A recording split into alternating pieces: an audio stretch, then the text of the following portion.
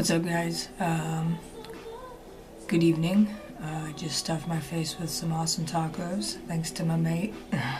I'm gonna continue with chapter 15. I want to say thank you to those who have been commenting and giving me some awesome feedback. I really need that, because I honestly thought that this was gonna be a bad idea. Not so much bad, maybe just not as good, but just a good way to get me out there and make a name for myself. And I appreciate those who have been following and been keeping up, letting me read this stuff to you. So I'm gonna go ahead and continue with chapter 15. While my father slept past his alarm this morning, I quietly snuck by him, out cold on the couch. It was still early in the morning as dew and condensation blanketed my motorcycle. Scanning the makeshift carport we made years ago from lumber, my eyes fell upon some old oil rags. I snatched one up to wipe off the excess water from my leather seat while the motor warmed up. I had to meet Johnny's cousin Christo down at a local coffee house located offshore. He seemed eager on the phone in regard to filling me in on Johnny's case. Feeling the bike rattle between my thighs, I lit a cigarette, which is something I never do, and took off into the morning sunlight. Pulling up to park, I spotted Christo flirting with the waitress, while taking the newspaper from that poor girl who probably fetched it just to give him a review show. Malice! Hey there, kinfolk. He stood, pulling me in for a hug. What's up? Hear any news lately on Rocco? Precisely where I asked you to come. My nerves became unsettled, as I sheepishly motioned for the waitress to order a cup of coffee. She is so fine, Christo grunted. I just laughed, shaking my head to his vulgar remark. So, what's the story, bro? I pulled the steaming cup to my lips, nearly dissolving the taste buds on the tip of my tongue. I kept my composure, still listening, while running my wounded tongue against the roof of my mouth. Luckily for him, they are unaware on a settled plea bargain, though indicating Johnny's whimsical actions.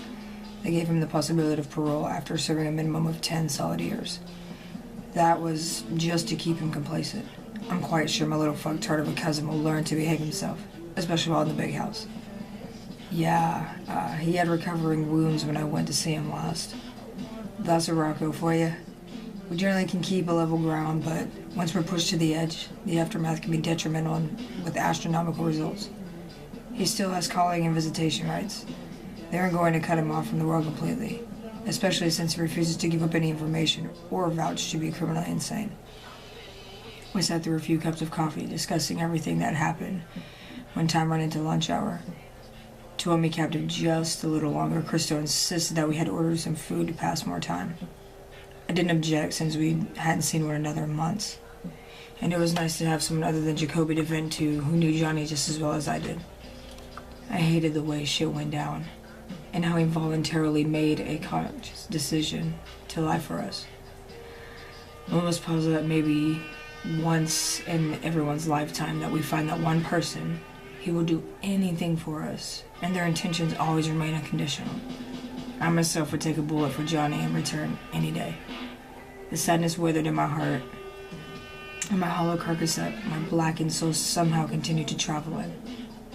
The regret and dishonesty in my conscience only held a precious sorrow, wishing he and I could trade places.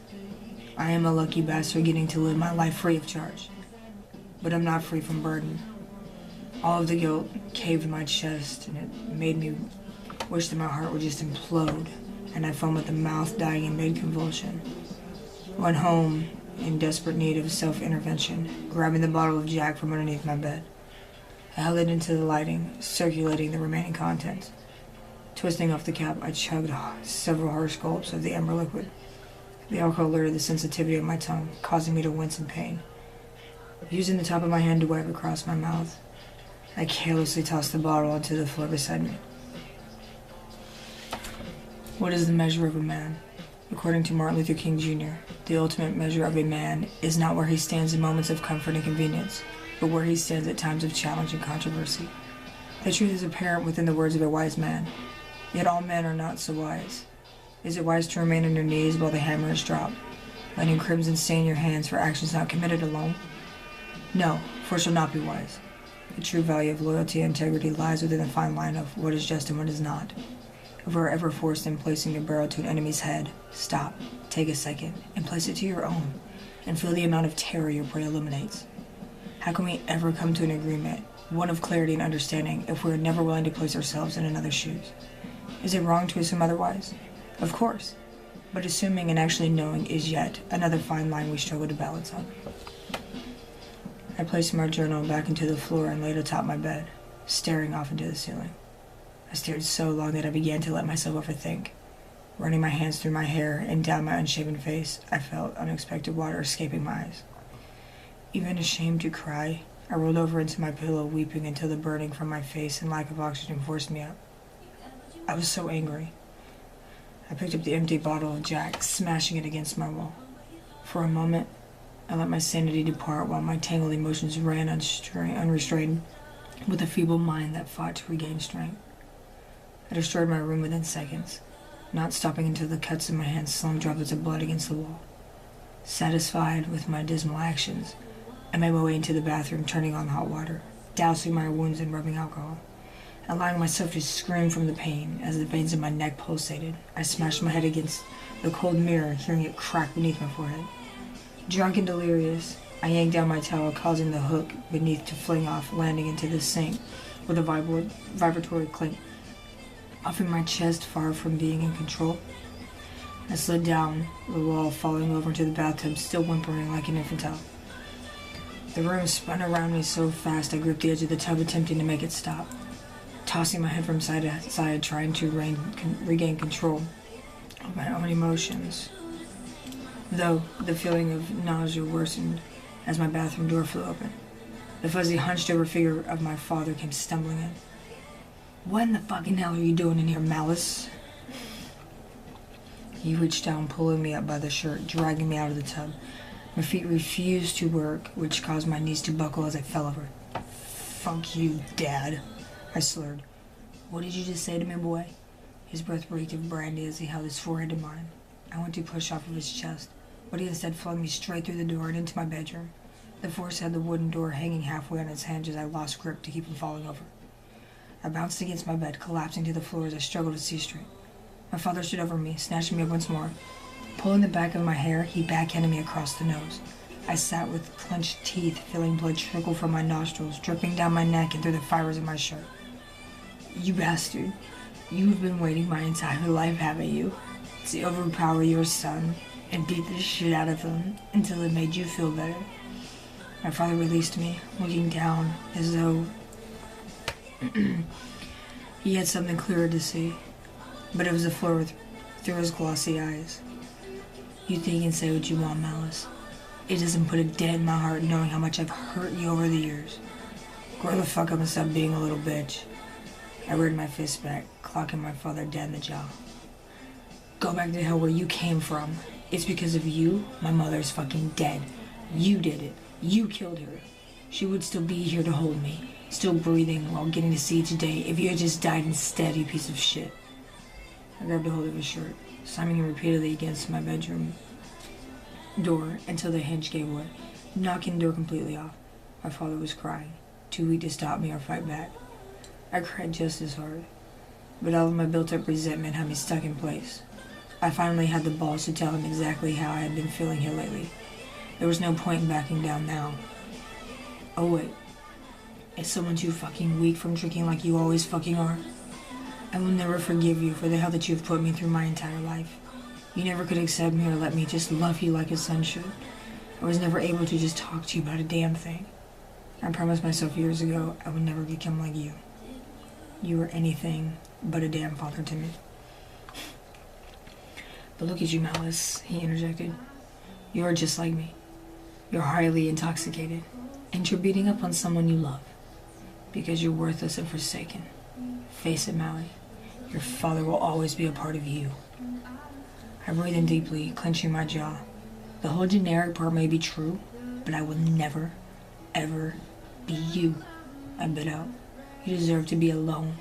You deserve to feel unloved, unwanted, and helpless.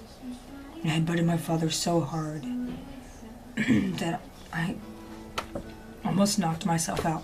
Excuse me. Leaving him slumped over, lying on the floor. Knowing I had to leave immediately, I quickly threw my laptop, drug paraphernalia, and the lockbox with holding accumulated cash I kept hidden. It all went into my book bag before quickly ditching the house. Running outside with my work shirt halfway pulled on, I jumped on my bike, hauling ass down the road over to Trenton's. Parking my bike in his driveway, I fell over, not putting the kickstand all the way down, and of course, the bike rolled over onto its side. Jesus Christ, give me a fucking break already, I groaned. I staggered up to Trent's front door, pressing my bloodied finger into the doorbell. I stood waiting for about 5 minutes before Trent decided to grace me with his overly excited presence. Mally, what the fuck happened? He asked. Am I interrupting something?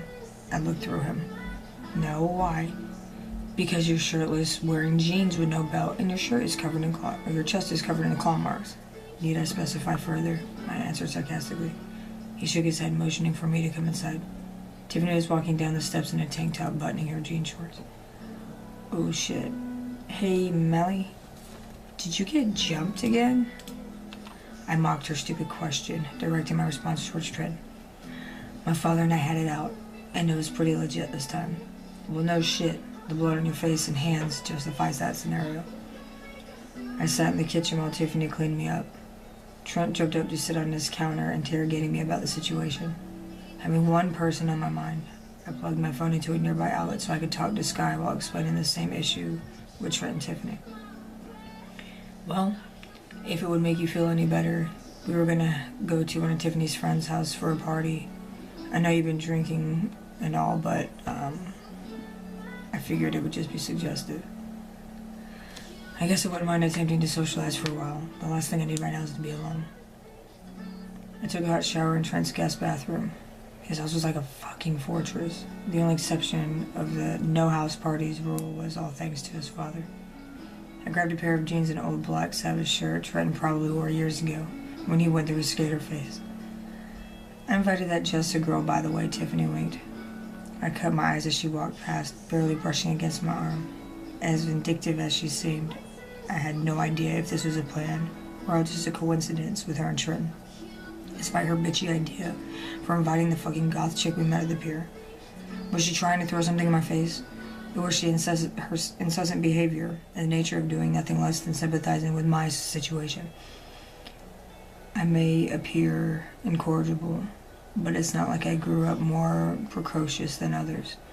I was raised under a heavy hand, longing to be adventurous, but I was empowered by a tyrant, desiring the smallest taste of liquefied sovereignty to formulate on the tip of the serpent's tongue, lashing and probing at me as I grew with a crooked spine, aspiring to stretch and become rigid. I now stand tall, dominant, and was no longer inferior to anyone. From the hell I'd been put through, forced into, and chose to create, it's a miracle that I still drew breath. Squeezing through the front door, some jackass stepped on my foot while rudely shoving by. I grabbed his shirt, suddenly thinking of the time Johnny had pinned that guy against the wall for the similar reason. I just looked him in the eyes and shoved him out of my grasp without a word. Take it easy, man. Are you alright? Trenton asked. I gave a nod, continuing towards the kitchen for a drink. Colton was in the room just ahead, positioning a pool stick behind his back. He met my eyes, nodding with a smile. I raised my bottle, returning the gesture, when, to my absolute surprise, Jessa was behind him, cackling and cheering him on. I was eased up on the thought of having to entertain her all evening.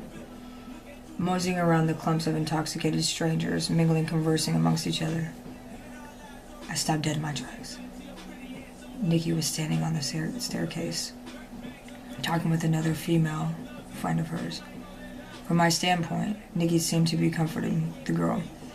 By the time I caught the breath that was lodged in my throat, Nikki's eyes landed straight on mine. With no escape, I was forced into saying hello. She grimaced, silently thanking me for being her getaway. I assume you two don't know each other? No, absolutely not. I'm tired of my own tears. What the fuck makes that broad think that I want to deal with her microscopic problems as well? Drinking already, I see. Malice. That is all I ever fucking do anymore. I can't rid the pain or erase the imagery that's engraved into my memory. There's nothing that can help me. I so badly just want to go see a damn psychiatrist, but that's out of the question. Jesus, you sound like Trent with all that shrink talk. What the fuck do you expect? How have you been coping lately exactly, huh? I see those marks on your face, and your hands are all busted up. Has violence been your escape? Her voice rose. I shushed her, pushing her into a nearby bathroom, locking the door behind us. Nikki leaned back against the seat, staring at me intently. No, violence has not been my coping mechanism. I've been doing a lot of drinking myself, and most days, I'm just waiting for my liver to dissolve and kill me. Where have you even been? You never return any calls or texts. I thought you did what you're so good at. And what is that? She glared. Disappearing. Nikki drew in a deep breath, raising her eyes in agreement. I've just been keeping to myself, trying to figure out a way on how to handle all this shit. I have a heart malice, but that night, I didn't. None of us were ourselves. I spent hours trying to come up with an excuse as to why I had the nerve to kill someone else, and not even care. I just think that when one is pushed beyond their breaking point, all shit goes to hell, and it is what it is until it isn't. I took a long pull from my beer. It's easier said than done, she huffed. I set the bottle down on the counter next to her, taking her by the face. I never said it was easy, but in time, it will seem possible. My lips parted. Nikki wrapped her legs around my waist, grabbing my face in return for a long, heated kiss. My beer had knocked over into the sink, busting the bottle in the process. Pulling back to take a gander, I felt Nikki drag her bottom lip across my neck. Malice. No matter what, I will always love and care about you. Please never forget that. She planted a tender kiss to my forehead. I rubbed my scruffy face against the smooth of her cheek. And I will always love you in your crazy ass ways. She laughed, pushing me in the chest. I sighed, looking over her shoulder at the broken bottle. Not caring about the mess, Nikki hopped off the sink, shoving me out the door and back into the crowd of people. I'll always just be a call away, she winked, disappearing through a wave of compacted bodies. I looked through the room and searched for Trent and Tiffany when I found them in the main room playing beer pong. I took that time to be social and join in. After being 3 rounds in, I could hardly stand without the wall assistance. Using bourbon instead of beer didn't help matters either. Trent asked me several times within the hour if I wanted to go home, but I refused. Home was a distorted mythical structure in the center of my fucked up fairy tale, controlled by a contorted mind. It wasn't until the cops busted the party that we were forced into having to leave. I jumped in the back of Trent's truck along with Colton and busted my head off the tailgate after losing my balance. Fuck, I groaned. I have no fucking idea how I managed to keep this beaten corpse from death and decay. You were so morbid, Colton laughed. Alright, I'm going to continue this on the next clip, because it's about to get even more interesting.